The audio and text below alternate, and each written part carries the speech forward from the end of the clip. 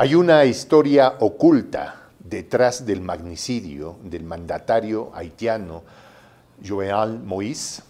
Probablemente, con toda certeza, la respuesta es afirmativa.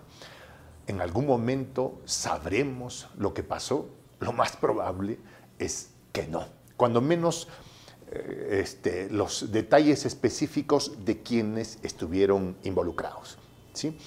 Sin embargo, una revisión, digamos, detallada sobre los eventos en torno a este hecho y los intereses que se movieron meses atrás, incluso años atrás, en torno a este evento, pueden darnos algunas luces sobre este triste evento.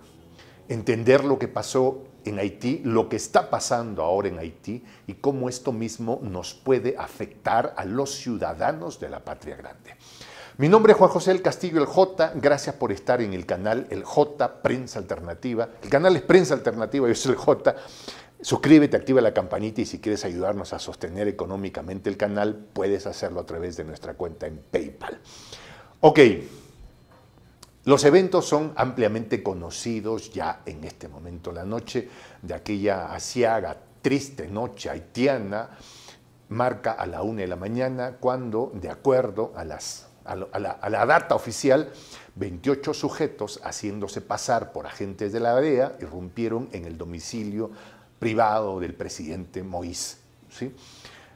A partir de ahí hay un oscuro en la información, hay una cápsula del tiempo en el que no están aclaradas las cosas. Sobre esa cápsula luego voy a volver para poder tratar de entender algunos de los detalles propios de los mismos, ¿sí? Apenas se supo la noticia del fallecimiento triste en las circunstancias tan lamentables del presidente Moïse, aquella mañana comenzamos de a poco a ir recibiendo información.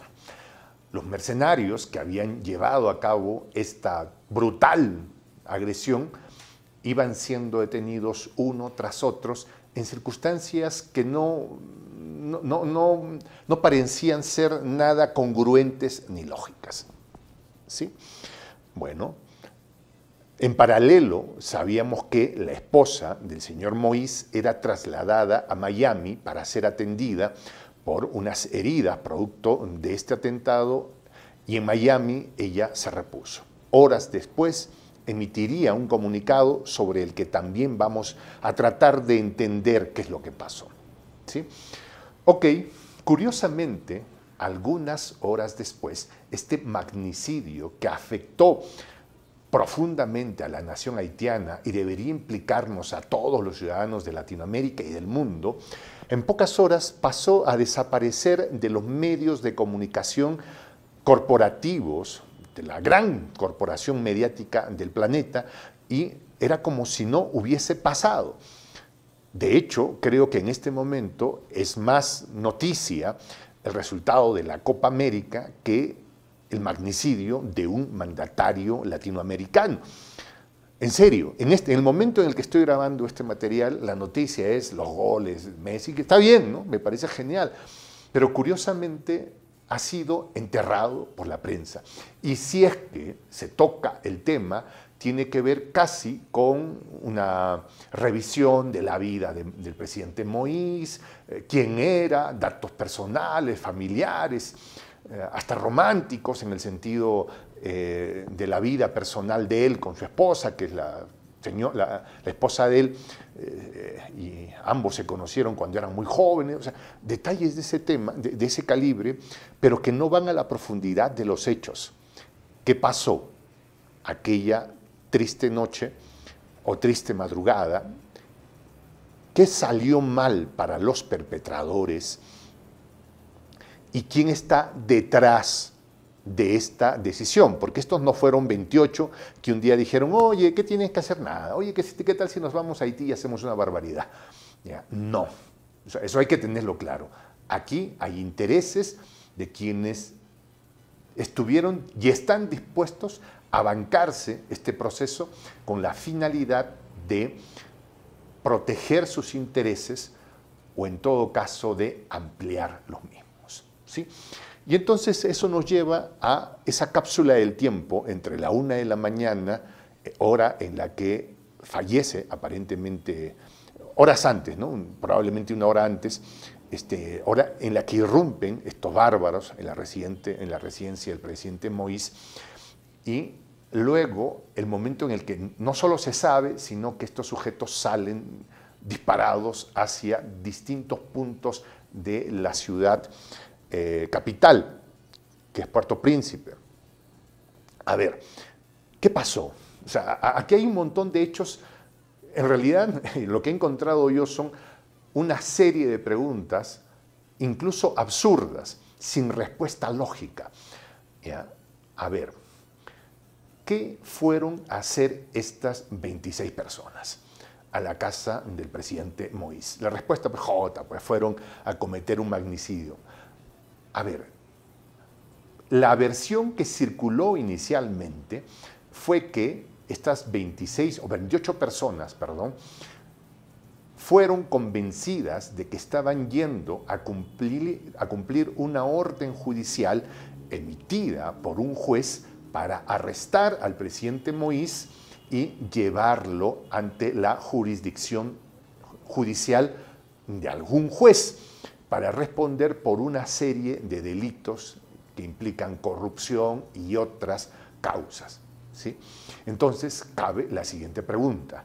En este momento, ¿alguien nos puede decir si es que efectivamente hubo algún juez en territorio haitiano, en la isla? Hay que recordar que Haití comparte la isla con República Dominicana, o algún juez en alguna parte de ultramar que firmó una resolución diciéndole a Moïse, preséntese ante mí para responder por delitos. ¿Hay algún juez que estaba en las costas americanas, en el país más poderoso del planeta, o en alguna potencia europea, en alguna potencia occidental, o en algún país latinoamericano o centroamericano? Bueno, esa pregunta queda en ciernes, porque nadie nos las ha respondido. Los mercenarios dijeron, de principio, que ellos fueron llevados a llevar a cabo lo que fueron a hacer fue un arresto. ¿Hubo un juez que firmó eso? En todo caso, nos gustaría saber si sí o no, o nunca lo hubo, porque tenían que ir con un papel. Lo segundo, ¿qué juez puede tener ese tipo de jurisdicción sobre un mandatario latinoamericano, sobre un mandatario caribeño? Solo si es que se tratara de una resolución de las Naciones Unidas debidamente aprobada y votada y aceptada, y además en conformidad con alguna corte internacional de la que en este momento no tenemos conocimiento. Punto. Pero ese es un tema que está ahí. Ahora, la teoría de que estos señores llegaron a cometer el magnicidio per se en sí mismo no cuadra. ¿Por qué? Porque no tenían rutas de salida. ¿Qué es eso? No había una línea de salida, es decir, planificaron cómo llegar, pero no planificaron cómo irse, porque la lógica era, si es que era cometer un magnicidio, pues que tenían que hacer lo que hacían, que no les iba a tomar demasiado tiempo, tristemente, tomar las de Villadiego, subirse a una embarcación y estar en algún lugar lejano del planeta sin que nadie supiera dónde están, porque esa fue la primera versión, ¿no? De hecho, el jefe de la policía lo primero que dijo es, a lo mejor ya estos tipos están fuera, no, es que a lo mejor no, seguramente están fuera de la isla. Lo curioso es que fue la población la que identificó al primer grupo de sicarios, de estos, mercenarios, que estaban atrincherados en una vivienda, y fue la población que dio con ellos. No fue la policía, no fueron agentes secretos de inteligencia de alguna potencia extranjera, no. Al primer grupo lo encuentra la población. Dicen, acá había unos tipos que tenían un aspecto raro y ahí fueron por ellos, ahí los encontraron y tuvo que ir la policía a rescatarlos para que no fueran linchados por la población. O sea, no tenían planificado una ruta de escape. Ya, vas a cometer una brutalidad de ese tipo y no planificas una ruta de escape. Ahora, un grupo de estos fue encontrado en esta vivienda. Otro grupo fue encontrado dentro de la embajada de Taiwán. Y es algo de lo que no se ha hablado. 11, cuando menos, de estos sujetos estaban dentro de la embajada de Taiwán. La explicación que se ha tenido es la siguiente, ¿no? En una de esas, el agente de seguridad se fue a pasear por el patio de la embajada y encontró que habían 11 tipos armados hasta los dientes en el jardín de la embajada de Taiwán. No sé si alguno de ustedes ha entrado para hacer un trámite a cualquier embajada en cualquier parte del planeta. Y lo que menos puede pasar es que alguien se cuele al jardín de una embajada, ¿ya? Porque estas están más cuidadas que si fueran una central nuclear, ¿ya? Están absolutamente cuidadas y resguardadas, más aún tratándose de la embajada de Taiwán, que es una de las, bueno, no es un estado propiamente para algunos chinos, para China, por ejemplo, no es un estado, ¿no? ¿no? Una unidad geopolítica tan conflictiva, hay que recordarnos ahora mismo que Taiwán es una isla, la antigua Formosa, que está en confrontación directa con China y por el centro de ambos están pasando portaaviones estadounidenses. Me parece que hace poco estuvo el Houston Ronald Reagan. ¿Ya? Taiwán es una de un escenario geopolítico difícil en este momento. ¿Ya? No voy a poner el término difícil, tenso. ¿Ya? No está pasando nada, pero hay una tensa tranquilidad. ¿Ya? Y a mí no me entra en la cabeza que 11 sujetos se hayan saltado de la pared y se hayan metido como si nada pasara a la embajada de Taiwán. ¿Por qué se fueron a la embajada de Taiwán? ¿Por qué?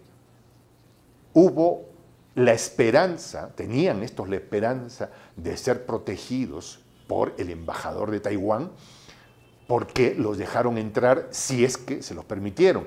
Porque eso de que saltaron la pared, no, era una pared, se la saltaron y aparecieron, realmente como para no creerla, ¿no? Yo, o sea, alguna vez he ido a tramitar algo, ¿no? Y las noticias de las que se saben, pues, las embajadas suelen ser los lugares más protegidos, ¿no? Para evitar un conflicto internacional, para evitar cualquier tema difícil, complicado, ¿no? Las embajadas son lugares que son extremadamente cuidadas. ¿Estos sujetos se metieron o es que alguien les recibió? Y es que alguien luego negoció la entrega de estos a la policía haitiana. ¿Ya? Era obvio que ya reventado el escándalo, cuando ya era imposible tapar, entonces era, vamos a entregarlos. ¿Ya? Y la policía fue y dijo, muchachos, vienen para acá. ¿Ya? Pero ¿por qué se fueron a la embajada de Taiwán? Ahora, los números iniciales no cuadran con los números que ahora nos muestran, que eran 28. Y acá tengo los números, ¿sí? 17 detenidos, 15 de ellos eran 15 exmilitares colombianos, 2 estadounidenses de origen haitiano, 3 que probablemente fallecieron, todo indica que fallecieron, y 8 colombianos que se encuentran prófugos. Y voy a comenzar con los colombianos que se encuentran prófugos. ¿Y cómo sabemos que realmente eran colombianos? ¿Por qué no pensar que pudieran ser haitianos, haitianos de la potencia del norte o de otras naciones? Les vamos a creer a ojos cerrados a estos sujetos que dijeron, eran 8. Y la pregunta es, ¿cómo se escapan 8 de una isla? ¿A dónde se van? Salvo que hayan cruzado la frontera con República Dominicana. Pero, ¿cómo desaparecen 8 personas en una isla? Salvo que tuvieran una línea de salida de la que los otros no supieran, no sabían que había. O sea, o es que convenientemente nos han dicho que se escaparon y alguien le generó una red line, una línea, sí, se entiende la expresión, ¿no? Red line, una línea de ratas para que puedan salir por acá en un lado. O lo sacaron para no generar problemas sobre su nacionalidad, sobre los intereses que representa. Respecto a los dos ciudadanos estadounidenses haitianos, la explicación que han dado es más que extraña, por no decirlo menos, ¿sí? ¿Y usted qué hacía acá? No, a mí me contrataron para ser traductor entre estos señores colombianos. ¿Y quiénes? ¿Traductores entre quiénes? Entre el presidente Moïse, entre quiénes a quién iban a servir como traductores. Se entiende que si todos eran colombianos, se entendían entre ellos. ¿Con quién tenían que hablar que no podían entenderse? Inglés no, porque entendemos que varios de estos muchachos, por utilizar un término, varios de estos sicarios, si se quiere, o mercenarios, es el término, varios de ellos fueron entrenados en centros militares estadounidenses. Uno de ellos podría considerarse incluso uno de los militares con mayor preparación dentro de las Fuerzas Armadas colombianas, con formación en la potencia del norte, lo que implica que al haber pasado el tiempo que pasó entrenándose para lograr ser uno de los mejores entrenados en sus Fuerzas Armadas, hablaba el inglés. O sea, estos haitianos no estaban para traducir del español al inglés, probablemente del español al haitiano, que bueno, se habla francés y se habla una serie de idiomas. ¿O con quién? ¿Con quién? ¿O es que simplemente es una excusa para decir, no, estos solo fueron, estos solo eran traductores y nada más, y no metamos a la potencia del norte en el asunto? Puede ser, porque en este momento sacar las manos del asunto y decir cuanto menos implicado esté, pues mejor, ¿no? Pero vamos a un asunto terrible, terrible. Yo voy a tratar de ser lo más respetuoso de este momento por la sensibilidad que evidentemente provoca, por el respeto a la familia del presidente Moïse y por respeto al pueblo haitiano. Pero no podemos dejar de ver algunos detalles. Estos llegaron sin una línea de salida, es decir, tenían la seguridad de que cumpliendo con su trabajo podían ir a una embajada, a un aeropuerto, a algún lugar, a un terrapuerto de donde fuera, algún lugar desde donde podían irse con tranquilidad. Nunca tuvieron una línea de salida, y si es que la tuvieron, esta se cerró después de que sucediera algo que no estaba esperado. Algo salió mal en el momento en que estos llevaban a cabo el operativo. ¿Sí? Los momentos que vivió Moïse, los últimos momentos de su vida, son trágicos. 12 disparos, estoy tratando de hacerlo más, y un trato brutal hacia él. O sea, buscaban algo de él, querían que él dijese o entregase algo. No fueron simplemente a eliminarlo, esperaban que él dijese algo, que firmase algo, que entregase algo. De hecho, la casa de Moïse fue saqueada en el sentido en que vaciaron los cajones, rebuscaron absolutamente todo. Yo no me hago la idea de que se arme un operativo para quedarse con la chequera del señor Moïse, ¿no? O sea, creo que habría que ser un tonto para creer eso, ¿no? Fueron a buscar algo. Algunas luces las ha dado la esposa del señor Moïse, que ha dicho lo siguiente: al presidente lo mataron porque no querían dejarlo hacer lo que él había comenzado. Todo indica que, entre algunas cosas, él pretendería llamar a un referéndum hacia fin de año. Un referéndum que implicaba una salida diferente a la crisis política que en ese momento ya vivía Haití. Hay que acordarnos, el presidente Moïse, acusado de corrupción y todo, estaba en la siguiente posición. Él había convocado un proceso electoral ya e iba a entregar el cargo sí o sí en febrero próximo, el 7 de febrero próximo. ¿Ya? En Estados Unidos a ese tipo de político, a ese tipo de mandatario le llaman un pato rengo, es decir, ya estaba de salida. ¿Qué necesidad de acometer un magnicidio contra un pato rengo? O sea, el hombre estaba de salida. ¿Cuál era el objetivo?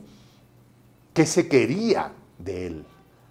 ¿Por qué? ¿Qué estaban buscando en su casa? ¿Qué saquearon? ¿Qué buscaron en la casa de Moïse? ¿Y por qué terminaron eliminándolo? ¿Fue esa la razón por la que colapsaron sus líneas de salida? ¿Fue esa la razón por la que solo permitieron que se fueran unos y se quedaran otros? O sea, un montón de preguntas de las que no nos cuadran. Moïse iba a convocar a un referéndum hacia fin de año. Sí, pues ya soltaste más preguntas, ¿no? que Monsieur Poirot en sus novelas, en las novelas de Agatha Christie. Puede ser. Pero tenemos el derecho de hacernos estas preguntas. El pueblo haitiano tiene todo el derecho de hacerse estas preguntas. ¿Por qué? Moïse, en una entrevista para El País de España, y fíjense que me refiero al nada confiable medio El País de España, había señalado que él tenía miedo por su vida. Cuando él se movilizaba, tengo entendido, de acuerdo a la información de la que tenemos por prensa pública, se movilizaba con 100 equipos, con 100 vehículos blindados. La verdad, el señor tenía realmente miedo de que algo le pasara. Él había dicho que tenía miedo de una élite corrompida que no quería que él lleve a cabo determinadas políticas de Estado y que habían intereses de una élite, sobre todo vinculada a los negocios de electricidad, cosa que yo dudo, creo que no solo era eso, ¿sí?, que querían deshacerse de él.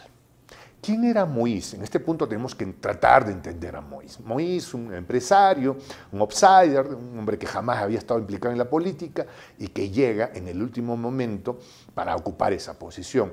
Gobernó en los últimos tiempos a punta de chequera, a punta de decreto supremo, es decir, no había un parlamento incluso que pudiera aprobar el presupuesto, así que literal gobernaba con chequera en mano, y las acusaciones de corrupción contra él eran muchas, incluso antes de que él fuera mandatario.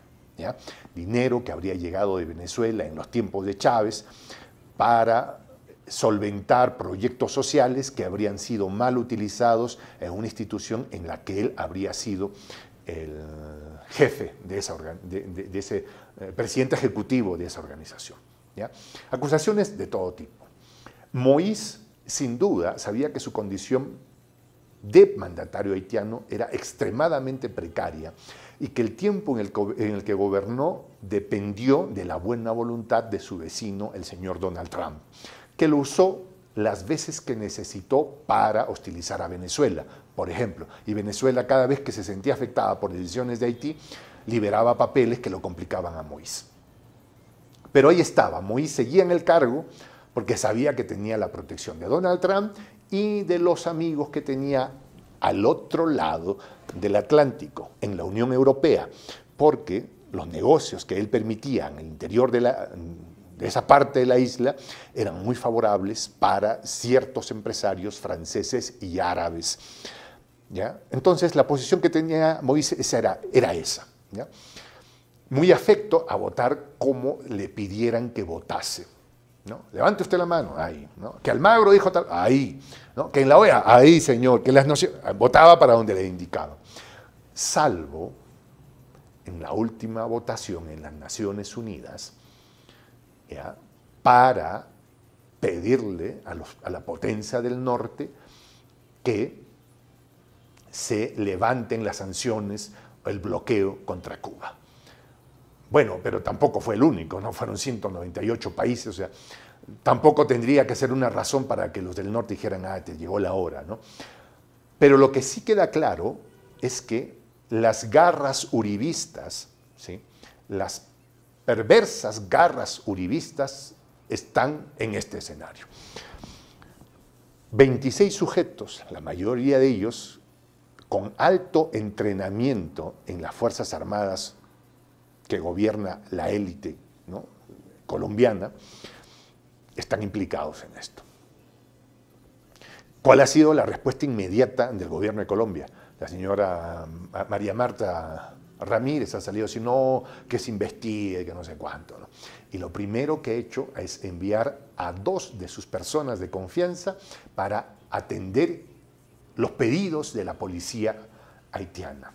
La pregunta que se hacen muchos colombianos, evidentemente, es: ¿están yendo a proporcionar toda la información o están yendo a negociar el silencio de algunos, la discreción de otros y la narrativa por parte de los medios para contársela al mundo? Han salido 2 agentes de la FBI también para asistir a la policía haitiana, ¿no? Y es justo que nos preguntemos, ¿no? A ver, muchachos, ¿qué han descubierto en todo este tiempo? A ver, necesitamos saber, ¿ya? Porque las primeras horas son vitales. La señora Zaharova, que es portavoz del gobierno, de la Cancillería rusa, ha dicho: ahora sí que se quedaron bien calladitos los ratones, se les comieron la lengua, les ha dicho, sobre todo a todas las embajadas de Occidente. Todos se quedaron callados, nadie sabe, nadie protesta, nadie dice nada. Ya, de hecho, hubo una reunión de emergencia a nivel del Consejo de Seguridad de las Naciones Unidas y, curiosamente, esta misma ha sido en secreto a pedido de 2 naciones, México y Estados Unidos. Viniendo de México puede generarnos para los latinoamericanos una sensación de: a ver, es bueno que estas cosas en un momento se traten en una cápsula de a ver qué pasó, ¿no? El otro pedido fue el de la potencia del norte, Estados Unidos, que dijo: no, esto a puertas cerradas. ¿Cuándo sabremos de las cosas que se hablaron? Porque finalmente en ese Consejo de Seguridad, si bien es cierto, están los 5 VIPs, o sea, los que tienen derecho a veto, pero hay otros que no. Y hay otros que no están muy acordes con los intereses de Occidente, China y Rusia. O sea, nos gustaría saber en algún momento, por favorcito, que nos cuenten qué se habló en ese espacio. Muchas preguntas que quedan irresueltas sobre un tema triste, lamentable, y que a los latinoamericanos nos debe poner en siguiente análisis. Va a cometerse un magnicidio contra un mandatario de la patria grande y no vamos a decir nada. Vamos a mirar todos a otro lado y saltar hasta el techo festejando la Copa América, porque es el tema sobre el que hay que ocuparnos hoy día. No lo sé, no lo sé. Cuidado, que por ese tipo de actitudes han pasado cosas muy graves. Me lo voy a poner en contexto. Cuando estalló la Primera Guerra Mundial, el antecedente previo era el asesinato por parte de 2 sujetos, ¿no? Del archiduque y su esposa, ¿sí? Un tema curioso es que cuando esto pasó, nadie le dio importancia al asunto. Eso está documentado. Había un escándalo de una noble francesa que se habían descubierto sus cartas amorosas en ese momento en Francia, y el gran tema era ese, en Francia. O sea, cuando matan al archiduque, la noticia llegó al mundo occidental como: ah, sí, mataron a un noble allá por... ¿Qué será? No sé. Vamos a ocuparnos del escándalo. Y así pasó en todos lados. En Londres lo mismo. Ya, se dice que cuando Guillermo, el mandamás alemán, fue informado, dijo: estoy pescando. Ya luego me informan de cómo va el asunto.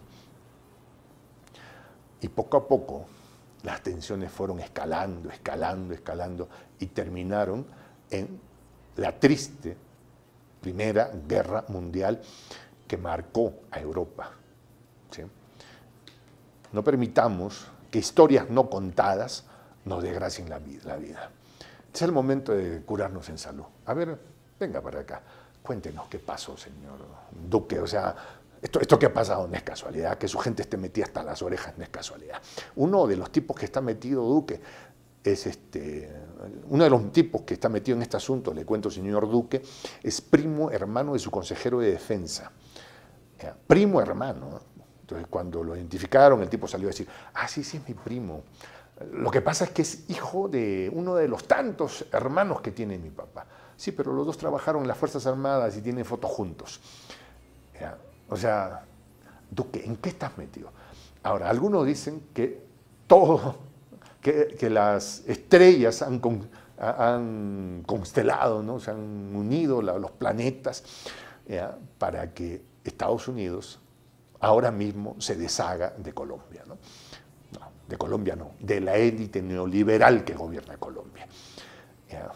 Los astros se han alineado, ¿ya? Es decir, se han presentado tantos eventos juntos, entonces no es que desde la potencia del norte hayan planificado esto, sino que van a decir, uy, no, ya, esto está inmanejable, ¿no? O sea, hicieron tan mal las cosas que mejor les damos chau, chau, y ya, resuelvan su vida. Esto puede tener cierta consonancia con la última posición de la OEA que le dice a Duque, no, usted fue un brutal represor contra los manifestantes. Se han alineado los astros y todo indica que la pita se va a romper por el lado más débil. Y el lado más débil es el cerebro de Duque, por supuesto. Son ideas que no hay ninguna información acá que a mí me hayan proporcionado de manera exclusiva. No. Son ideas que surgen a partir de la información que hay en los medios públicos, en los medios corporativos, información que no coincide, información que exige respuestas. Mi nombre es Juan José El Castillo, J. Gracias por haber estado en Prensa Alternativa, Voz de la Patria Grande.